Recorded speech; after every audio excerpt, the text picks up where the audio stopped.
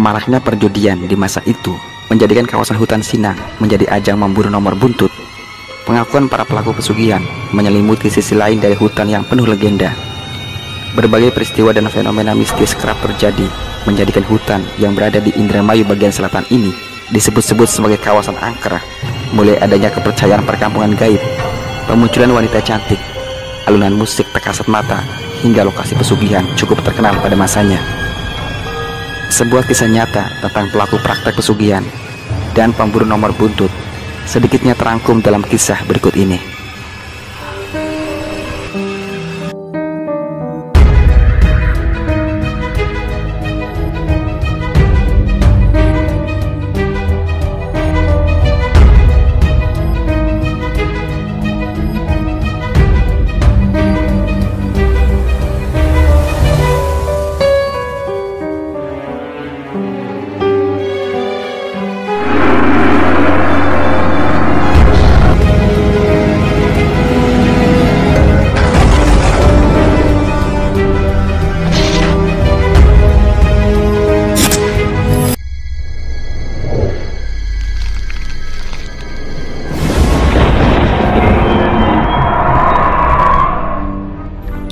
Assalamualaikum warahmatullahi wabarakatuh. Salam setia warga Indramayu dan masyarakat Indonesia. Alas Sinang atau hutan Sinang. Siapa sih yang tak mendengar nama hutan yang sangat melegenda ini? Kisah keangkeran Alas Sinang telah menjadi fenomena tersendiri. Sejak lama, kawasan yang berada di Desa Loyang, Kecamatan Cikedung, Kabupaten Indramayu, Jawa Barat ini selalu menarik diperbincangkan, terutama kalangan yang menyukai cerita-cerita berbau mistis. Di daerah Indramayu terdapat banyak tempat-tempat yang dipercaya memiliki sejarah gaib yang merupakan legenda masyarakat secara turun-temurun, seperti Siluman Sungai Cimanuk, Pulau Mas, Kali Sewo, dan sebagainya. Namun serasa tak lengkap tanpa membincangkan seputar Alas Sinang yang telah melegenda sejak lama itu. Meski saat ini kondisi hutan tak sewingit pada zaman dulu, tapi tahukah bahwa dulu hutan Sinang yang dipercaya berpenunggu bangsa gaib ini sangat marak sebagai lokasi pesugihan cukup populer di wilayah Indramayu, Majalengka, Sumedang, dan sekitarnya. Tak sedikit orang-orang yang gelap mata nekat memasuki kawasan hutan untuk tujuan semacam pesugihan yang dulu dijaga seorang kuncen. Sebuah kejadian menimpa seorang pencari nomor buntut, sebagaimana yang terjadi di musim judi perburuan nomor buntut yang menjamur saat itu. Sekitar tahun 1980-an, dituturkan warga Loyang, yakni Bapak Sukanda, laki-laki yang gemar bertirakat di Alas Sinang ini, suatu ketika bertemu dengan salah seorang pelaku pesugihan dari luar wilayah, tepatnya dari Rawamangun, Jakarta Timur. Ya, demi melunasi hutang-hutangnya yang menumpuk, orang tersebut rela menumbalkan salah seorang anaknya. Bagaimana kisahnya? Sebelum memulai sejarah dan sejumlah cerita lain di dalamnya, peristiwa ini terjadi di akhir tahun 1980-an. Saat itu aku masih gemar melakukan ritual batin di kawasan hutan di selatan, yakni Alas Sinang. Bagiku, cerita-cerita tentang keangkeran hutan Sinang bukan hal aneh. Mulai dari suara musik seperti gamelan atau genjring dari dalam hutan, hingga pemunculan sosok wanita cantik yang kerap terlihat di ladangku yang memang tak jauh dari kawasan Alas Sinang. Ya, sosok wanita gaib yang dipercaya sebagai Nyi Rengganis kerap kali aku lihat,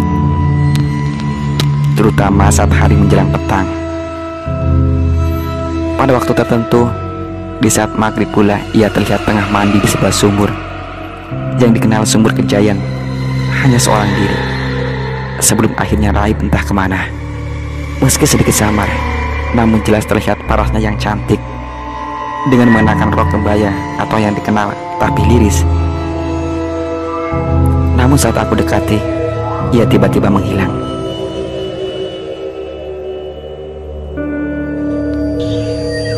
Masih ingat dalam benakku, hutan Sinang kala itu masih rapat, penuh dengan pepohonan besar menjulang. luasnya sekitar 2 kali lipat dari yang ada saat ini. Di situ bersemayam seorang kujen, yakni Ki Rutam, asal desa Amis yang tinggal di sebuah gubuk sederhana.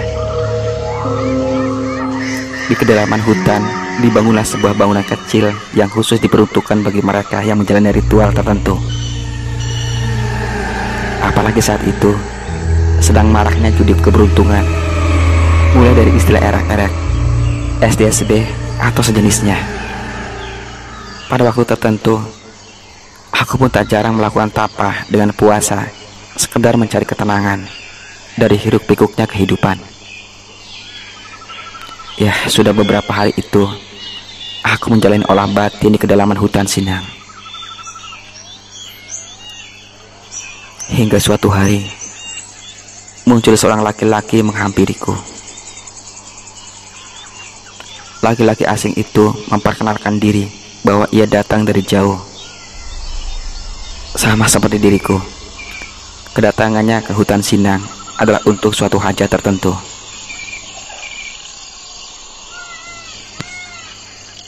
Selama berada di tengah hamparan hutan Sinang, kami istirahat dan tidur di tempat yang sama. Sebuah gubuk kecil yang disediakan bagi para pelaku ritual seperti kami. Dan selama menjalani keakraban itu pula, laki-laki yang aku ketahui datang dari daerah Rawamangun, Jakarta Timur ini mulai membuka mulut tentang masalah keuangan yang dialaminya. Katanya, ia terlilit hutang besar kepada seorang rentenir. Saking besarnya, sampai-sampai ia tak mampu membayar. Segala upaya dilakukan, namun tak membuahkan hasil. Akhirnya ia mengambil jalan pintas. Maka datanglah orang itu pada seorang dukun yang dipercaya bisa mengatasi masalah keuangan.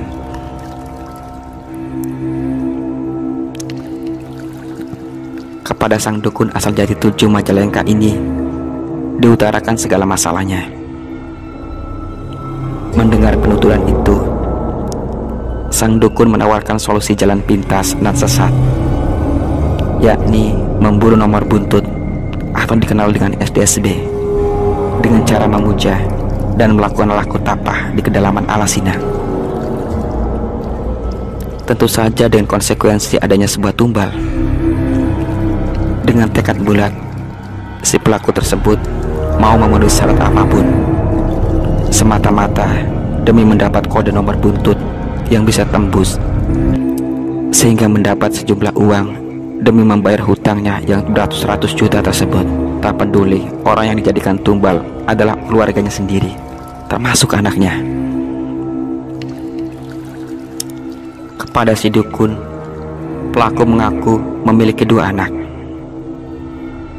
Sang dukun amat paham maksud pelaku. Selanjutnya, sang dukun memberi 2 butir telur ayam kampung kepada pelaku.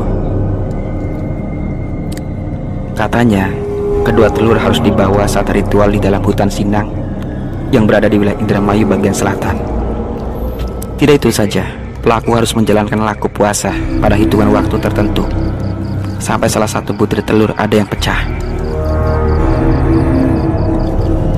Aku menyimak penuturan laki-laki yang tengah panik dan gelap hidupnya secara panjang lebar.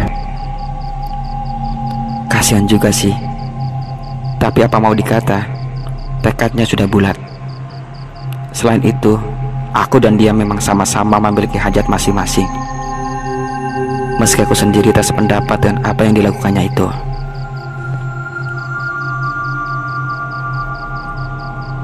Meski baru 2 hari lebih, kondisi laki-laki bersamaku yang awalnya bersih kini tampak kusam karena menahan lapar dan kurang tidur. Singkat cerita, pada malam ketiga, tepatnya pada waktu tengah malam, alam di sekitar hutan tiba-tiba berubah. Lantunan suara jangkrik dan binatang hutan lain berhenti seketika. Suasana hutan yang tadi tenang mendadak berkecamuk. Hembusan angin yang muncul tiba-tiba dari balik pepohonan besar menjulang, terutama yang berpusat pada pohon mangga bawang tua tak ubahnya tangan-tangan tak kasat mata yang siap mencengkram kami yang tengah bertapa. Kami berdua terkejut dengan kondisi alam yang berubah. Nyala api dari lampu cempor yang kami bawa sebagai satu-satunya penerangan tampak bergoyang-goyang hebat tak karuan. Geraman yang samar tapi pasti, serasa ada sosok gaib yang menyeramkan tengah mengintai kami. Keadaan tak biasa itu berlangsung selama beberapa menit berserang, sebelum akhirnya keadaan kembali membaik seperti semula. Tiupan angin tiba-tiba berhenti seketika. Sirna. Kami berdua kini bisa menarik napas panjang.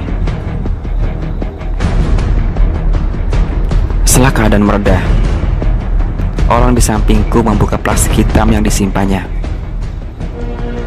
Setelah memeriksa isinya, ia pun terkejut begitu melihat salah satu butir telur sudah tak utuh lagi. Ya, sepasang telur yang tadi disimpannya ini, salah satunya telah pecah. Ini sebuah pertanda jika hajat sang pelaku di sampingku telah tercapai. Harapan bakal mendapat nomor buntut sudah di depan mata, dan artinya tumbal yang disyaratkan untuk keberhasilan ritual telah tercukupi. Ini sebuah pertanda pula jika pelaku harus rela kehilangan nyawa buah hati demi kepuasan hajat orang tuanya. Demikian penuturan haru laki-laki itu sambil menitikkan air mata. Esoknya, orang itu pun pamit pulang. Singkat kata, di kemudian hari aku mendengar kabar dari sang kuncen jika pelaku pesugihan yang tempo hari bersamaku telah sukses dan terbebas dari hutang-hutangnya yang menggunung. Dan aku mendengar pula jika salah seorang anak pelaku, terutama yang paling sulung, meninggal dunia dengan sebab tak wajar. Keserakahan dan ujian hidup manusia menyeret seseorang masuk ke lembah kenistaan. Sebuah kisah nyata dari seorang yang pernah kutemui masih membekas dalam ingatanku. Mudah-mudahan ini menjadi hikmah tersendiri bagi kita semua. Sebuah konsekuensi perkara dunia harus ditempuh dengan jalan sesat. Tak peduli meski orang yang kita cintai menjadi korban. Sungguh malang nasibnya.